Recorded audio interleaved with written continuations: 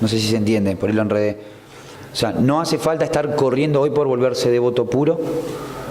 De hecho, en última instancia, los hace ser devotos puros, nos hace ser devotos puros el simple hecho de seguir la instrucción del maestro espiritual. Cantar, si es posible, 16 rondas y seguir 4 principios.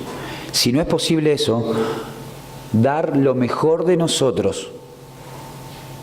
Dar lo mejor de nosotros. Y Krishna en el Bhagavad Gita también nos dice que Él, en base a nuestra sinceridad, nos mantiene lo que hemos ofrecido, que para nosotros puede ser insignificante, porque lo mucho que podamos dar nosotros para el Supremo, el Absoluto, es lógico que nosotros como pequeñas hormiguitas en el universo podamos sentir que es poco. Don't worry, no nos preocupemos. Ese poco que tenemos para darle al Señor, el Señor lo toma como un tesoro preciado. Y Él dice, yo te voy a conservar esto que me estás dando y te voy a dar lo que te hace falta. Es una linda promesa, ¿verdad? Es inspiradora y es amorosa. Porque podemos confiar que lo poco que podamos dar, sin embargo, nos va a estar ayudando. Ese es el proceso, simplemente ser sinceros. Y naturalmente, por servir al maestro espiritual, por servir a los Vaishnavas, tratar de ver a Krishna, una de las cosas lindas del capítulo 5 del Bhagavad Gita, en el significado Prabhupada dice que es un capítulo muy importante para todos los practicantes porque nos enseña cómo actuar con conciencia de Krishna en todos los planos de la vida. La mayoría de nosotros trabajamos. Algunos tenemos la fortuna de trabajar ligados a un servicio directo a Krishna, otros no tenemos la fortuna de estar trabajando ligados directamente a un servicio con conciencia de Krishna. De hecho, yo cuando conocí a los devotos, trabajaba en una panadería. Nada que ver con Krishna. Servíamos café, sanguchito de jamón y queso, té, sí, té. Y mis primeros servicios devocionales fue porque Krishna me encontró a través de sus queridos devotos. Los brahmacharis hacían Sankirtan. Era una época que hacían mucho Sankirtan. Estaban todas las semanas, 3 y 4 días por semana mínimo, 6 días a la semana mínimo, distribuyendo libros en el centro de la ciudad de Mar del Plata. Eran otras épocas, ese era el proyecto. Hoy entendemos que hay otros proyectos y por eso es que quizás hoy no está tan fuerte el Sankirtan en ese sentido, pero no es menos importante lo que se está haciendo hoy. No obstante, volviendo a ese momento, eran 3, 4 brahmacharis distribuyendo y yo empecé a tomar asociación con ellos.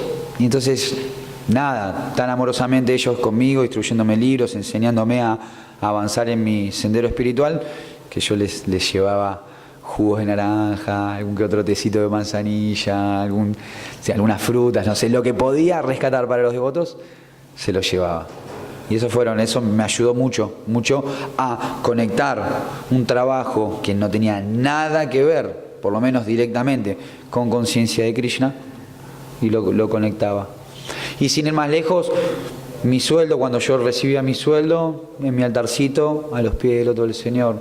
Y en cada situación trataba, realmente fueron épocas bastante críticas, ¿no? Porque cuando uno quiere hacer el cambio, vienen un montón de desafíos. Y sin embargo, Krishna realmente, les juro devotos, que cumplió con todas las promesas que hizo. Entonces, es por eso que les quiero compartir esto. No hay duda de que este proceso es sumamente eficaz. Así que el capítulo 5 también se los recomiendo a todos los Vaishnavas que tengan una vida práctica, una vida donde estén en contacto con la sociedad, en contacto con la familia.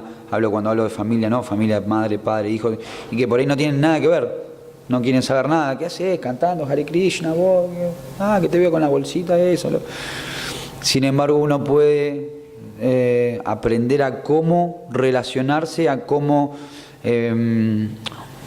manejar, a cómo poner en práctica todos estos principios sin tener que dejar una u otra cosa. Naturalmente Krishna va haciendo los arreglos y la familia va aceptando y va haciendo la suya, y uno va aceptando y va haciendo la suya, y cada uno con su historia, porque así debe ser. El libre albedrío es para todos, y si un familiar quiere ser consciente de Krishna, buenísimo.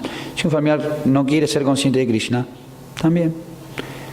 Lo mejor que podemos saber es que cualquier avance que podamos hacer nosotros espiritualmente, lo vamos a estar beneficiando a ellos.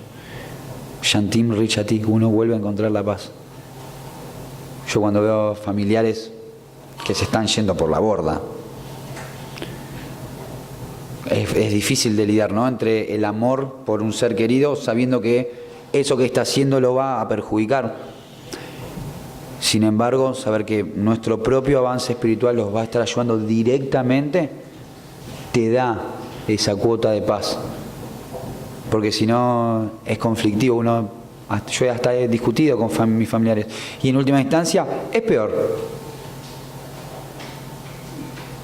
Porque se alejan de vos, se alejan de Krishna. Este fanático que me estaba comiendo la cabeza, ¿no? Entonces, flojito y cooperando, y Krishna irá haciendo los arreglos. Y quizás por tener buena onda algún día, le das prasada, y le regalas un librito, y hacen su avance. Y cada uno nosotros hacemos nuestro avance, aprendiendo a aceptar, a tolerar. Bueno. Ya quisiera como ir cerrando, así abrimos un espacio para preguntas y respuestas, aunque estamos bien de tiempo, ¿verdad?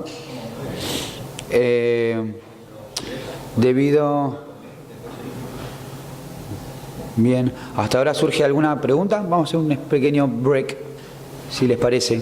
¿Alguna pregunta relacionada a lo que hablamos recién? Sí, Maxi Prabhu, después Lolo. Una pregunta quisiera que me vuelva a reiterar, como para tener bien afianzado, en el caso de que gente te pregunte, tener bien en claro el tema del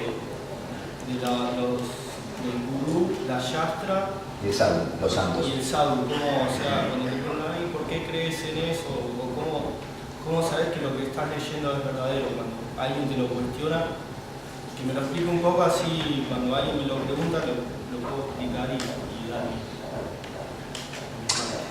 Bien, hay un punto que tiene que ver con el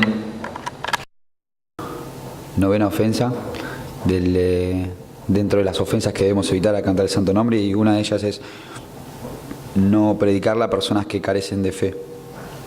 Siempre teniendo en cuenta ese punto, porque si no, no va a ser más que una pelea tonta, infantil, contra alguien que le vas a explicar que esto viene directamente de la Suprema Personalidad de Dios, que esto está escrito hace 5.000 años y que todos los santos y los sabios han reconocido y han aceptado esta autoridad, la han puesto en práctica, se han realizado, se han vuelto devotos puros, etcétera, etcétera, etcétera. Por más que lo hables desde donde lo hables, las personas que quieren verlo a Krishna como una persona mundana, las personas que quieren ver a la Suprema Personalidad de Dios como una persona mundana, lo van a seguir viendo así, y es su condicionamiento. Entonces, primero siempre tener en cuenta como ese punto. Pero,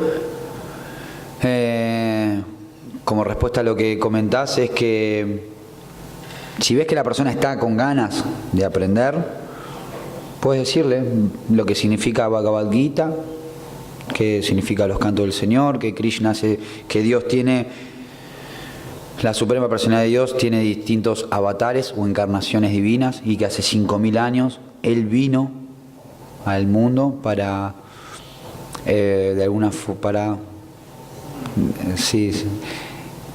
bueno, sí, vamos a decirlo literalmente como es, eliminar o, ¿cómo se hace? Una limpieza de las personalidades demoníacas, y para restablecer los principios religiosos. El Señor Supremo viene milenio tras milenio, y en un aspecto más íntimo para relacionarse con sus devotos, porque Él extraña. Krishna es una persona, tiene sentimientos, y Él extraña a las almitas que hemos estado acá durante miles y miles de vidas, y viene a relacionarse con nosotros. Entonces, el Bhagavad Gita es una escritura autorizada por los maestros más avanzados espiritualmente de toda la historia. Lo que se habla en el Bhagavad Gita es muy buena la pregunta, porque la verdad que puedo como abrir mucho el panorama. Pero ya Nivas, ¿qué ibas? ¿Querías decir algo? Termino y ahora te paso. Si nos ponemos a estudiar el Bhagavad Gita habla de los principios espirituales, que hablan también la Biblia, que habla la Torá, que habla el Talmud, el Corán, todas las escrituras sagradas, si uno las estudia, hablan de los mismos principios. Y puntualmente eso, el Bhagavad Gita no habla, o las escrituras sagradas no hablan de conceptos mundanos, sino que siempre están hablando de verdades absolutas. ¿Cómo podemos diferenciar entre una verdad relativa y una verdad absoluta? Cuando se está hablando de Aham Brahmasmi, por ejemplo, que somos almas espirituales, no hay refutación y no es que hoy soy alma espiritual, mañana no. Hoy tengo un cuerpo material, mañana quizás no. Pero si yo soy alma espiritual, esa es una verdad absoluta. Nunca va a cambiar. ¿Se entiende? O yo soy un eterno sirviente de la Suprema Personalidad de Dios. Eso nunca va a cambiar. Siempre vamos a ser instrumentos. Nunca vamos a ser el centro. Nunca vamos a ser los supremos controladores de nada. Esas son verdades absolutas que habla el Bhagavad Gita. Y con el sistema tripartito uno puede evaluar lo que Jaya Das está hablando. Lo voy a escuchar atentamente, lo voy a buscar en el Bhagavad Gita. Habló del capítulo 5 del verso 29, a ver qué tan así es. ¿Qué decía Prabhupada? ¿Qué dice el maestro espiritual? Y uno, nada, es un sistema como muy práctico. No se lo puede estudiar, lo puede ver. De hecho, gracias a Dios y a los devotos, ahora tenemos un sistema donde se graban, se filman las clases. Así que está todo evidenciado. Cualquier desvío filosófico, estoy al horno.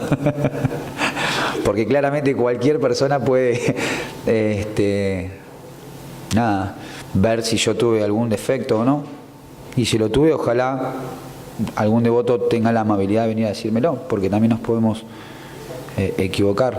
Quien se sube al Vyasa-san igual siempre tiene que ser lo más fidedigno posible y dar todo cualquier tipo de idea o de desarrollar un pensamiento en base a lo que Srila Prabhupada y Krishna dicen.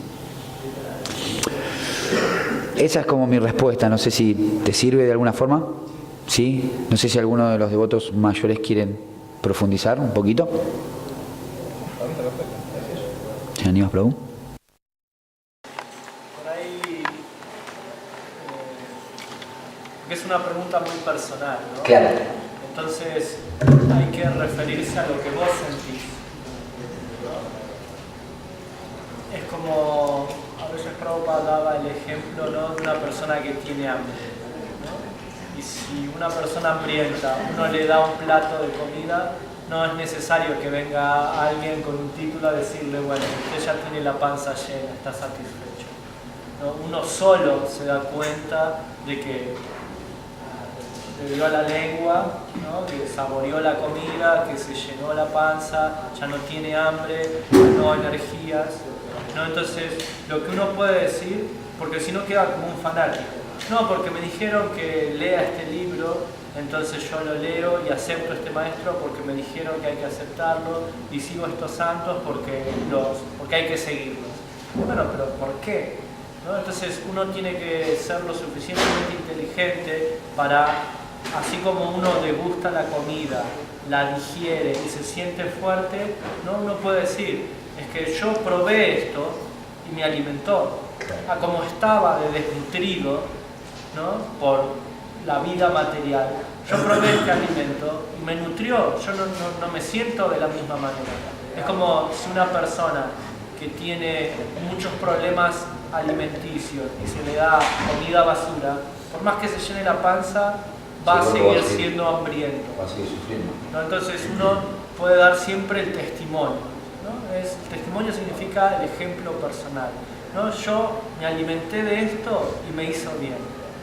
Eso es lo que yo te puedo decir. Quizás a vos el alimento sea este tipo de alimento, el cristianismo, el judaísmo, ¿no? El islam. Yo elijo este porque este es el que a mí me nutrió, ¿no? Y esa es mi fe, yo por eso creo en esto. Perfecto. Muy buena pregunta y respuesta, ya que es un concepto más práctico.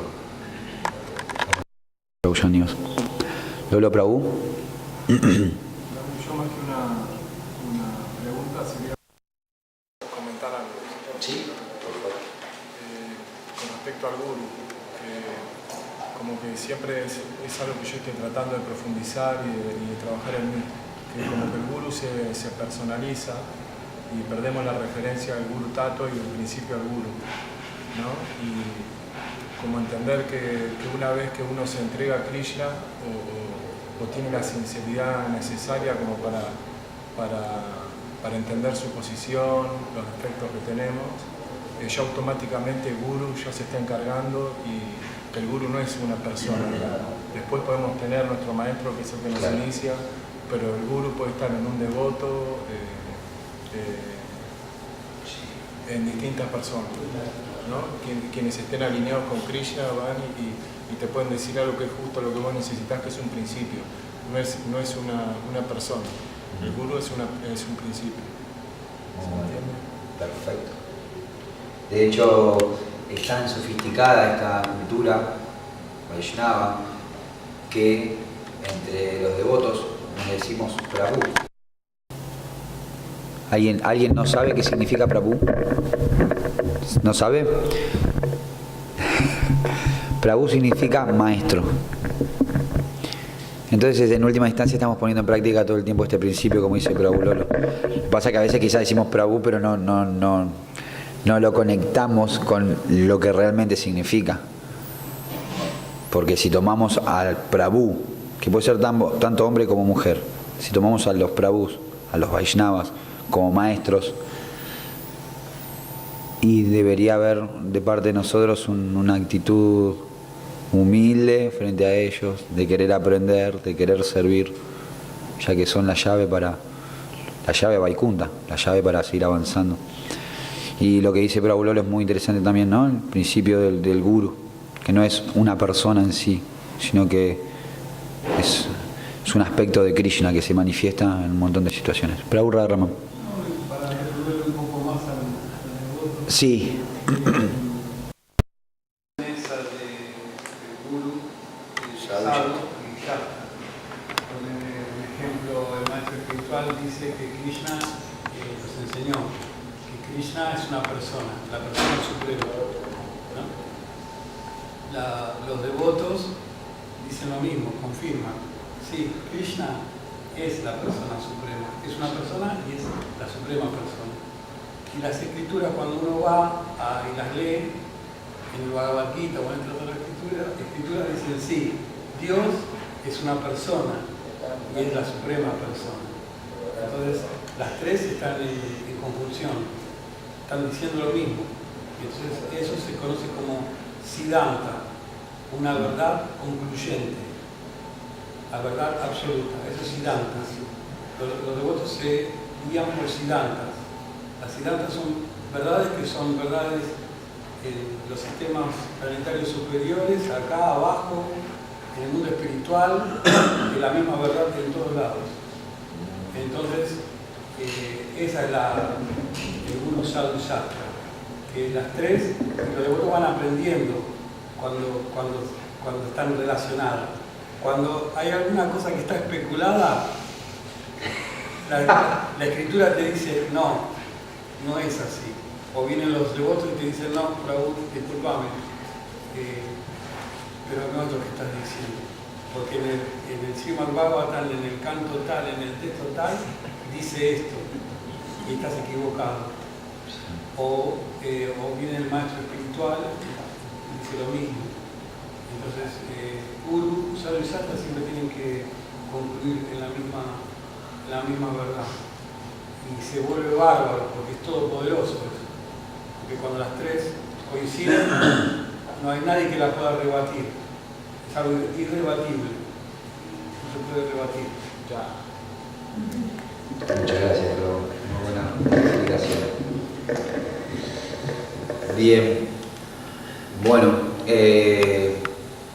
con respecto al texto, como les había dicho, a mí me había pegado muy fuerte el concepto de Isavasya, este concepto de que todo es propiedad de Krishna.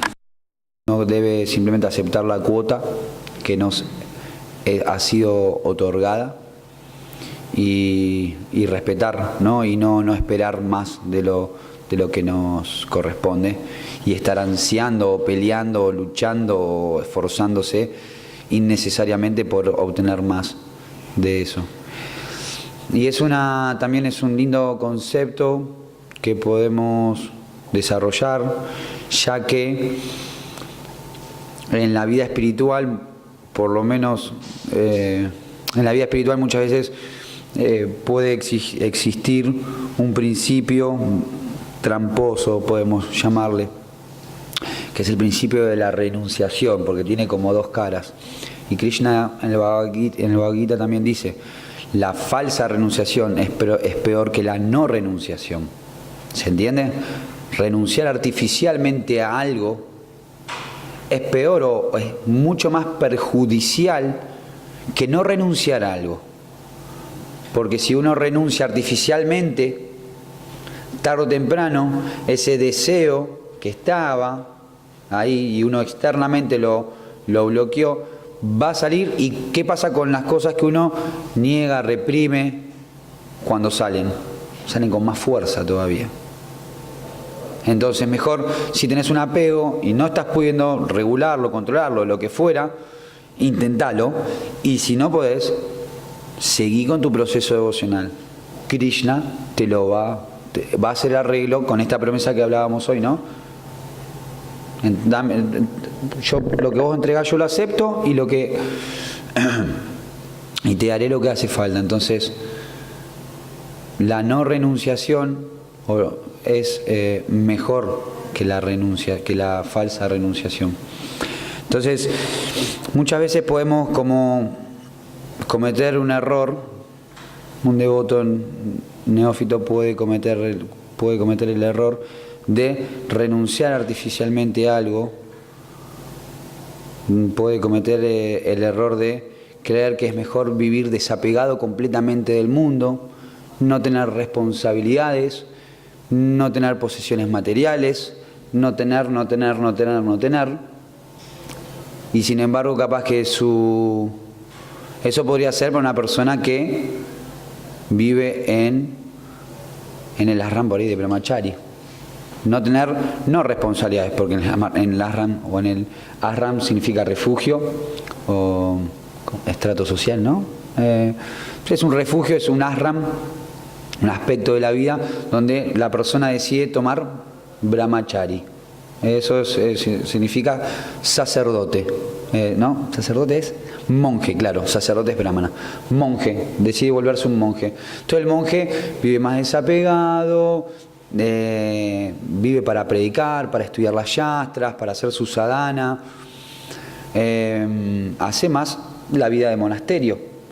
No significa que no tenga responsabilidades, al contrario, un monje debe tener muchas responsabilidades, pero a nivel material vive más simple. Se dice que un monje debe tener como ropa, como atuendo, lo que entra en un bolsito, ¿no? O sea, la vida de un monje es muy austera, es muy, muy renunciada. Pero ¿qué pasa si yo me quiero hacer el monje? ¿Qué pasa si yo que estoy... ya no puede, dice mi esposa. ¿Qué pasa si mañana yo me quiero hacer monje? Ya no puedo.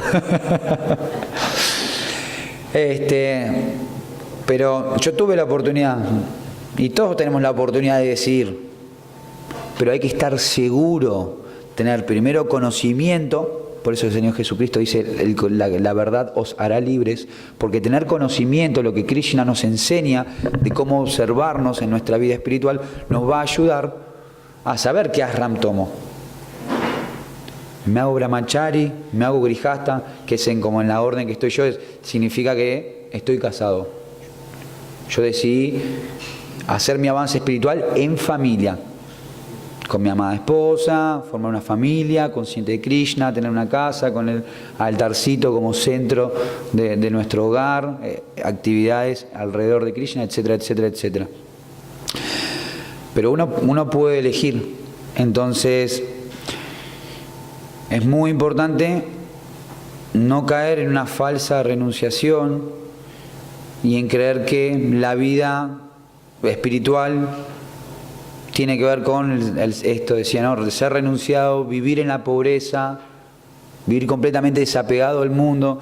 De hecho, tenemos un ejemplo muy, muy interesante en las enseñanzas del señor Chaitanya Mahaprabhu, porque él tenía asociados íntimos, y dentro de sus asociados íntimos tenía por un lado a Srila Rupa Goswami, que era la austeridad personalizada.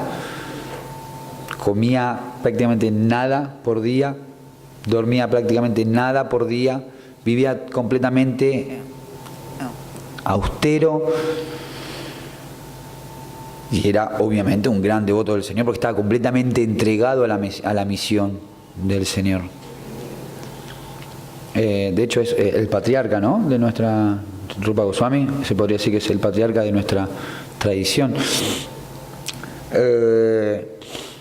Y por otro lado tenía a Ramananda Roy, que era una personalidad sumamente popular, tenía dinero, pertenecía a la aristocracia, se dice, era un rey, era como un gobernante, tenía mucha opulencia material.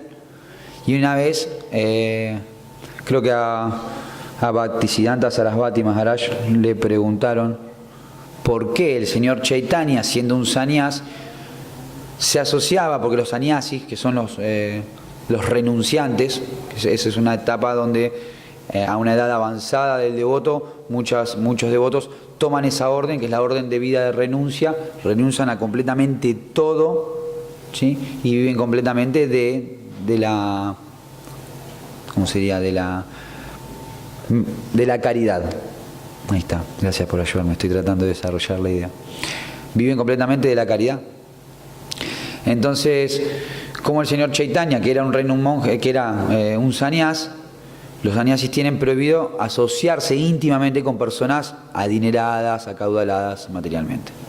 Entonces le respondió Bhaktisiddhanta Sarasvati Thakur Maharaj, respondió que no había diferencia entre Ramananda Roy y Srila Rupa Goswami, porque Rupa Goswami lo poco que tenía lo entregaba todo a Krishna, y Ramananda Roy lo mucho que tenía lo entregaba también a Krishna. Entonces no pasa por una cuestión de tener mucho o tener poco. Es un concepto interesante para que profundicemos.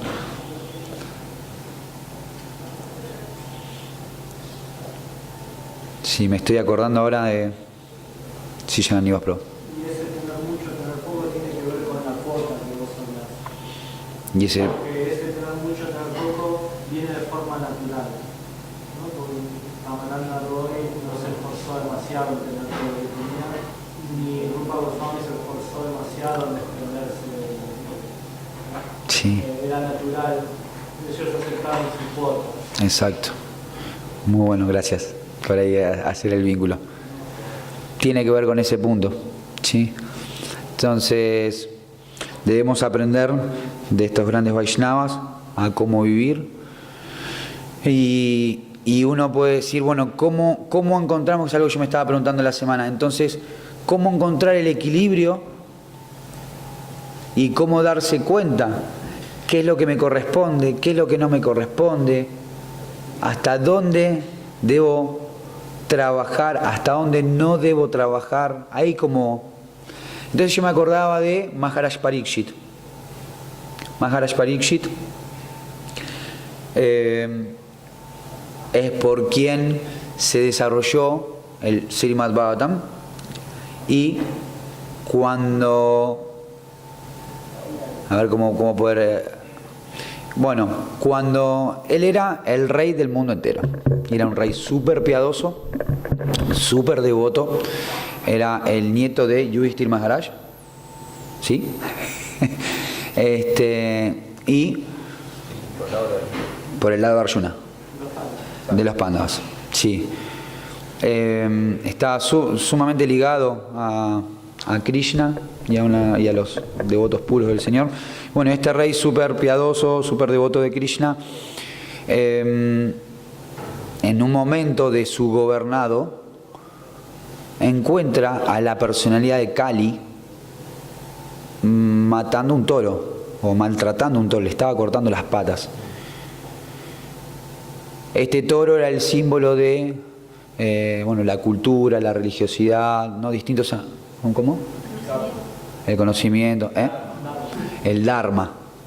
Entonces, Maharaj Parikshit inmediatamente, como Kshatriya, sacó su espada, lo arrinconó y lo desafió, como que, primero, dejá de hacer lo que estás haciendo, y segundo, o sea, te mato acá nomás, básicamente fue. Kali se rindió a los pies de Maharaj Parikshit, le pidió perdón, le dijo, no, está bien. Demostró que no era, porque hay es una historia para desarrollar, pero que por ahí no viene al caso. Estaba vestido de rey, pero él no era un rey, estaba disfrazado de rey. Todo esto tiene que ver puntualmente con la era que estaba viniendo. Kali representa, o esa personalidad representa la era que está rigiendo o está gobernando en este momento, que es una era de hipocresía, ¿no? De riña, de violencia. Entonces, Kali era un farsante, era un gobernante, o se disfrazó de un gobernante, pero era un farsante, no era un gobernante. Entonces, cuando lo desafía a pelear, no, dice, por miedo, no, yo no voy a pelear. Sabía que Maharaj Parikshit lo iba a matar.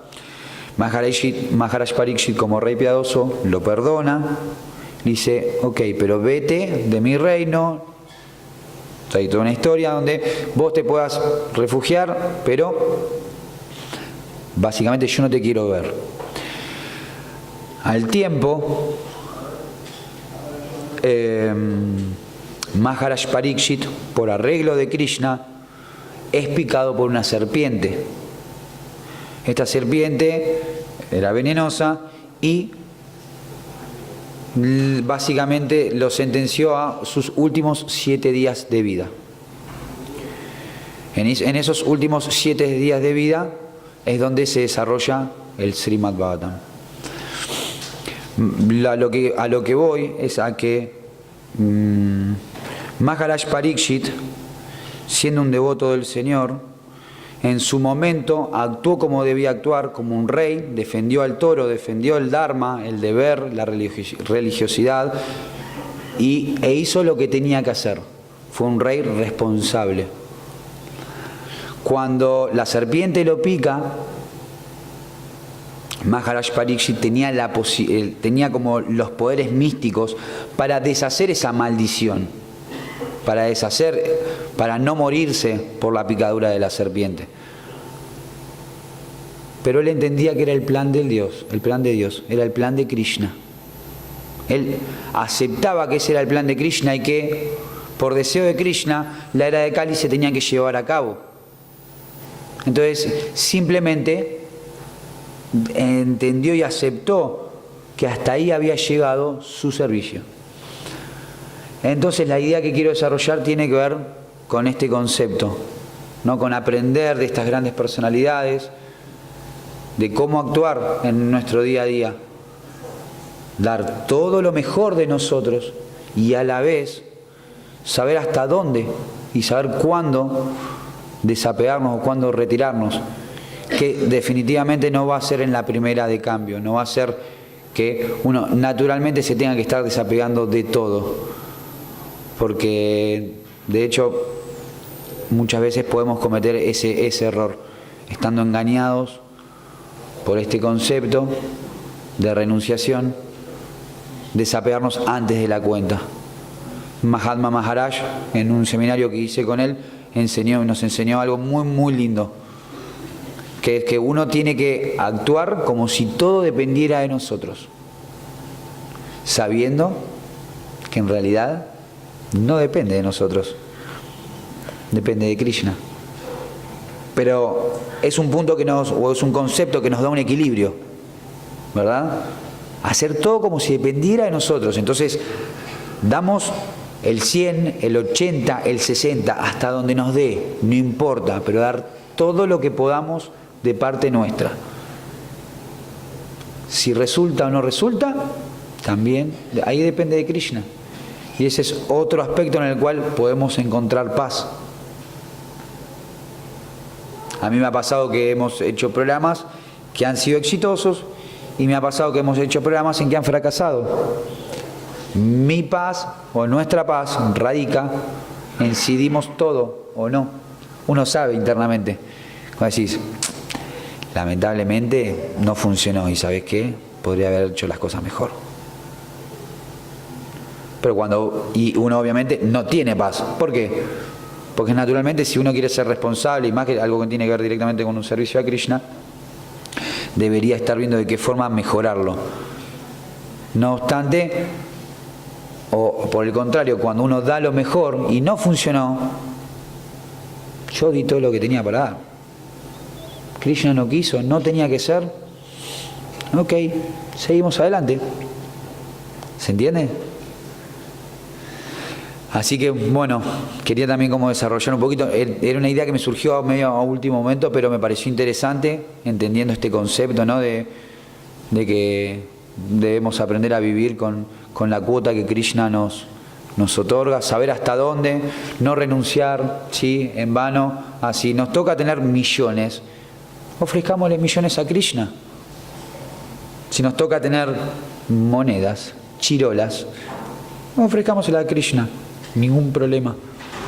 Y observemos profundamente, esto lo digo para todos nosotros, observemos profundamente, gracias a Dios, aparte tenemos devotos nuevos que se están